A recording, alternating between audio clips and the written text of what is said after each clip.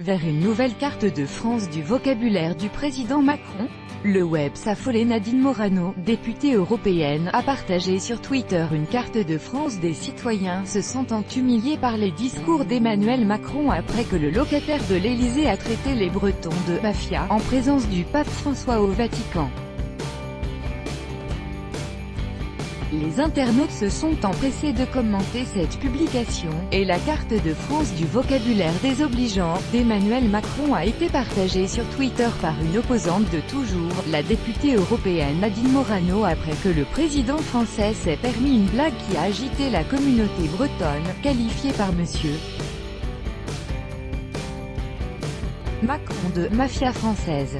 Piqué au vif, de nombreux internautes ont commenté cette publication, fustigeant le non-respect du président français envers son peuple. Il y a également eu ceux qui s'en sont pris à la députée. Certains internautes ont ironisé en voyant que leurs régions ont été pour l'instant épargnées, d'autres encore ont préféré y apporter une touche d'humour. Et pour résumer l'avis de la majorité des internautes, le président français, qui s'est rendu le mardi 26 juin au Vatican afin de rencontrer le pape François, a lancé une phrase qui a suscité une réaction mitigée tant parmi ses interlocuteurs que sur la toile. Ainsi, lors de la présentation de son ministre des Affaires étrangères Jean-Yves Le Drian, d'origine bretonne, il a qualifié les Bretons de « mafia française ». Par ailleurs, ce n'est pas la première fois qu'Emmanuel Macron se permet ce genre de blagues et de phrases choc.